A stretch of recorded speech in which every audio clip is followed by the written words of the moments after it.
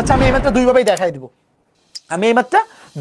দেখাই দিব তবে বড় থেকে ছোট বানালে জিনিসটা সহজ। শুধু ক্লাসের লেকচার স্লাইডে যে ম্যাথগুলো আছে সবাই কি পারছো?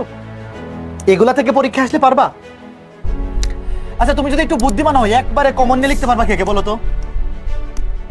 একবারে কমন নিয়ে কে লিখতে পারবা? 7 স্টার। মানে এই টাইপটা বোর্ড পরীক্ষাতে আসবে, বুয়েট ভর্তি পরীক্ষাতে আসবে, ইঞ্জিনিয়ারিং যে কোনো ভর্তি পরীক্ষাতে আসবে। মানে এই টাইপের একটা ম্যাথ ভর্তি পরীক্ষাতে প্রতি বছর আসবে, আইদার বুয়েটে আসবে রিটার্নে, অথবা রুয়েটে, অথবা চুয়েটে, অথবা কুয়েটে। ভাইয়া এরকম ম্যাথগুলো নরমালি একাডেমিকে আসে না। এগুলা ইঞ্জিনিয়ারিং ভর্তি পরীক্ষার জন্য ইম্পর্টেন্ট। ইঞ্জিনিয়ারিং ভর্তি পরীক্ষা যদি এতটুকু লিখতে পারো তাহলে ফুল মার্কস পেয়ে যাবে। আমরা যখন প্রমাণ করি আমরা কি করি আসলে? ছোট থেকে বড় বানাই নাকি বড় জিনিসকে ছোট বানাই বলো তো? বোর্ড পরীক্ষা আসলে এই প্রথম ক্যালকুলেশনটা দেখাইতে হবে। বোর্ড পরীক্ষায় একটা ক্যালকুলেশন যদি না দেখাও ডিরেক্ট ক্যালকুলেটর দিয়ে করলে ফুল মার্কস দিবে না, অন্য উপায়ে গেলে পড়ি হবে। বুঝছো?